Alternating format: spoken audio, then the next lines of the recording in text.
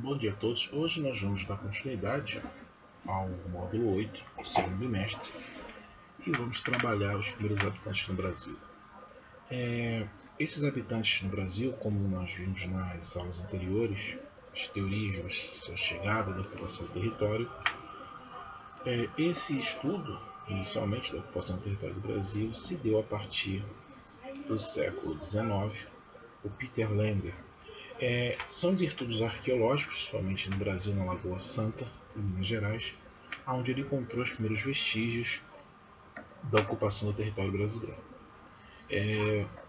Após, no século XX, novamente na região, foi encontrado o crânio de Luzia, que se encontra, tem uma foto no livro, e eu já comentei isso nas aulas anteriores. Esse crânio ele ficava em exposição no Museu da Quinta da Boa Vista. Infelizmente aconteceu aquele acidente trágico há uns 2 anos atrás, que pegou fogo. Bom, então esse crânio ele muda completamente o que nós conhecemos sobre a história da ocupação territorial do Brasil.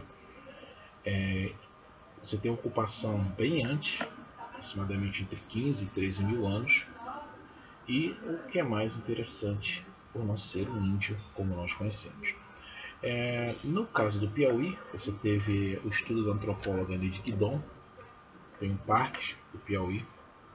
Ali ela encontra vestígios de fogueiras, pinturas rupestres, escrituras que dão, as escrituras que eu falo são essas pinturas pintadas em parede, que você tem aproximadamente uma data de 13, 15 mil anos. No caso dessas pinturas, o que se sabe que juntamente você tem restos de fogueiras. Então essa questão da ocupação da América, como eu tinha falado nas aulas anteriores, também tem a ver com o estudo da antropologia aqui no Brasil. Esses povos indígenas, se vocês forem pegar o mapa do Brasil, eles começaram a ocupar lá de cima do Maranhão até embaixo no sul. Você tinha povos caçadores ou coletores que viviam na costa, que seria hoje o território brasileiro. Mas antes de a gente entrar nessas questões de hábitos, eu quero que vocês entendam que cada povo indígena no Brasil tem a sua história, tem o seu mito de origem, tem seus costumes, tem seus hábitos. Por que eu falo isso? Erroneamente, eles já são chamados de índios. A denominação índio veio a partir de 1492, quando Colombo desembarca no que hoje é a América, justamente ali na América Central, achando que tinha chegado nas Índias, então resolveu chamar todos aqueles nativos ali de índios. E esse gênero de nome se espalhou por todo o continente americano. Você não pode chamar todos de índios, porque seria a mesma coisa que afirmar que todos têm a mesma cultura, falam a mesma língua, têm os mesmos hábitos, são de alguma forma um parentesco, viviam os mesmos hábitos e costumes, tinha o mesmo avanço de conhecimento.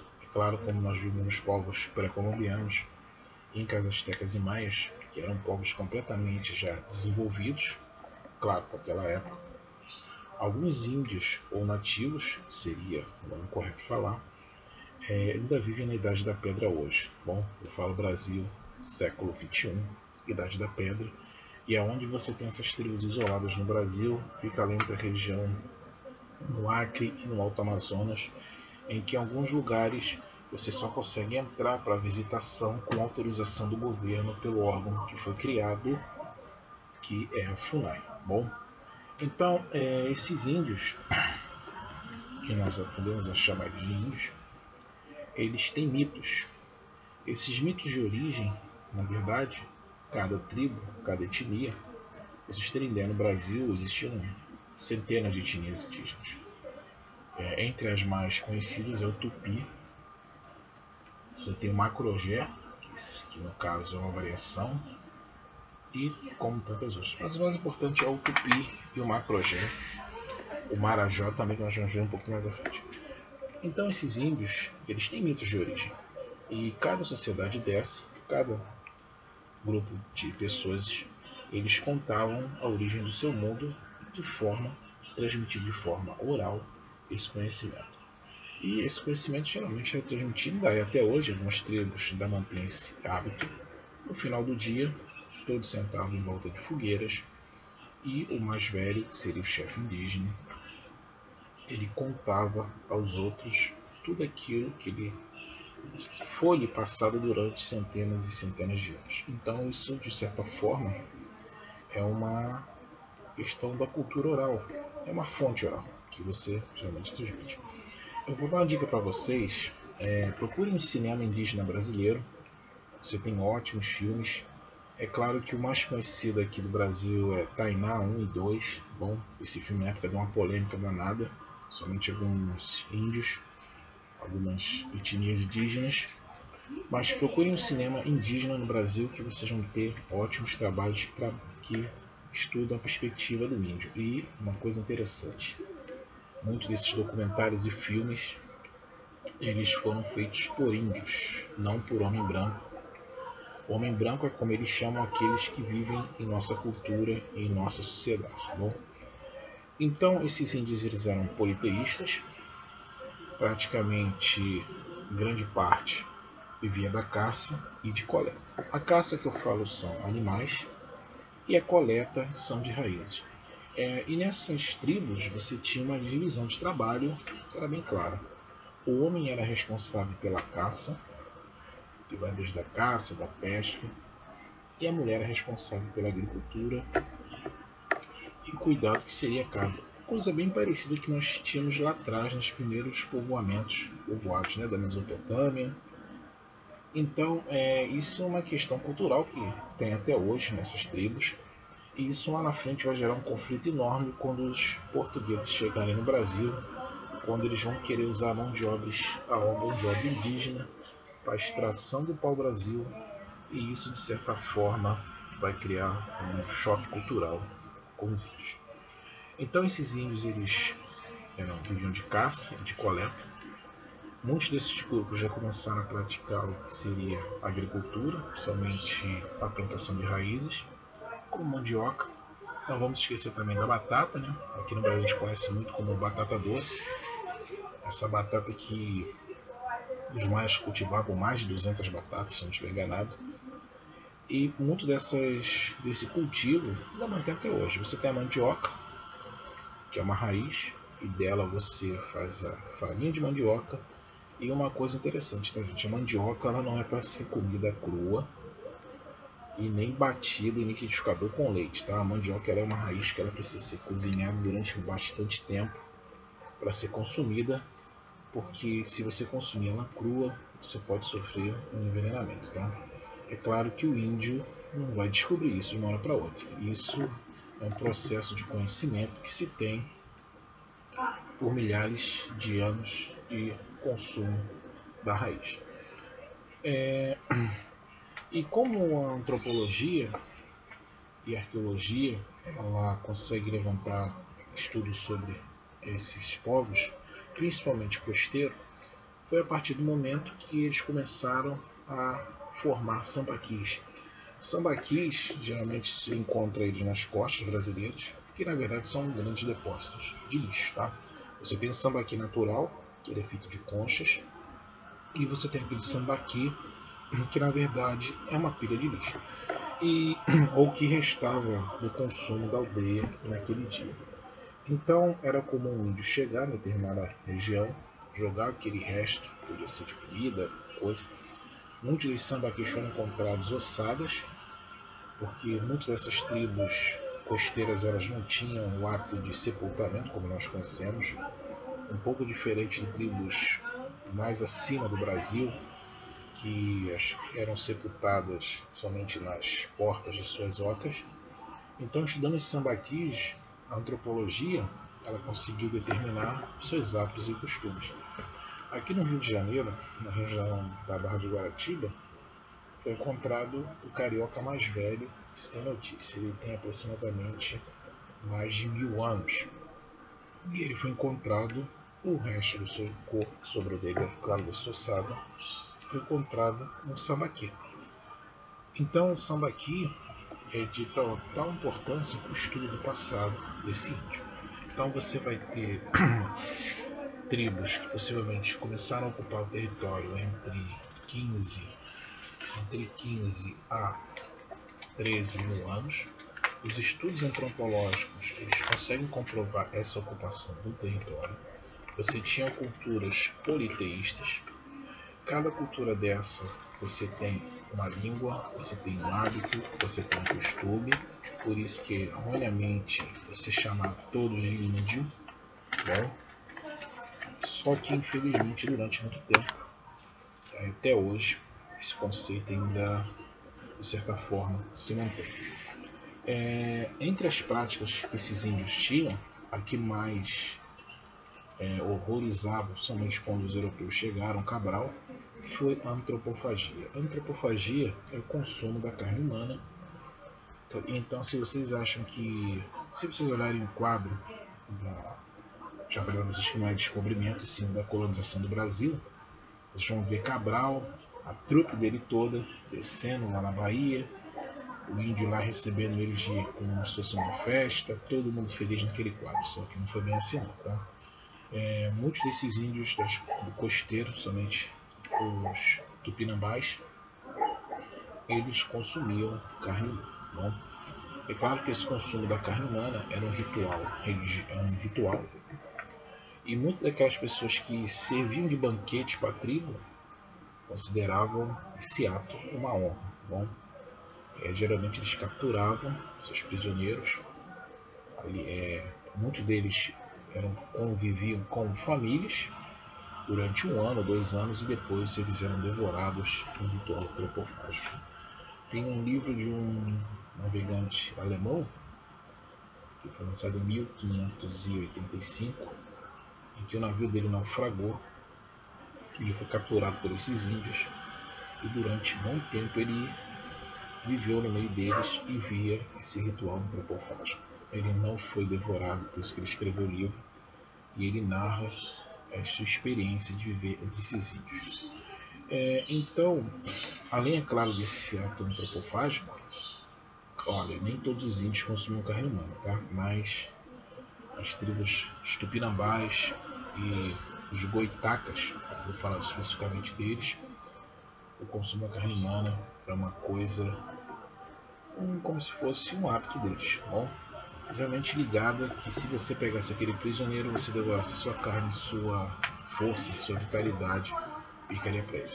Diferente dos que nós estudamos na aula anterior dos povos pré-colombianos, que o sacrifício humano era uma questão de adoração aos deuses, e pelo que se sabe, eles não consumiam a carne humana. Bom, então entre eles vocês vão ter os tapajós, os marajoaras. Teve até um carro aqui no Brasil que se chamava Marajó.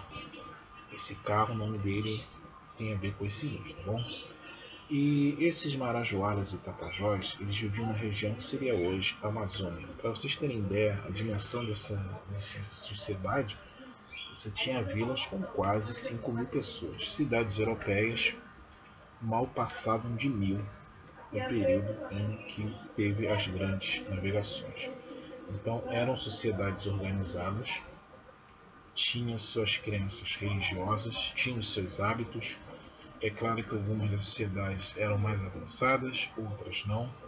Só que quando o europeu ele chega na América, juntamente com ele, vem aquela visão etnocêntrica em que a cultura europeia era uma cultura superior aos nativos daqui da terra, principalmente pelo hábito de se consumir carne humana, pelo hábito de andarem praticamente em parte nus, e até pelo ato de tomarem banho todo dia, coisa que o europeu naquela época eles não eram bem chegados, né?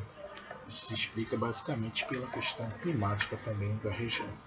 Bom, então esses índios, quando eles de certa forma começam a ocupar o território brasileiro, juntamente a sua cultura e seus hábitos bem juntos. Bom, muito desses hábitos e costumes nós vivenciamos hoje.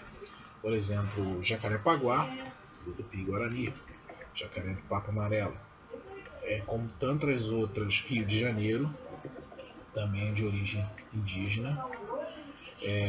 Nomes de bairros do Rio de Janeiro também de outras regiões do Brasil, a origem é indígena.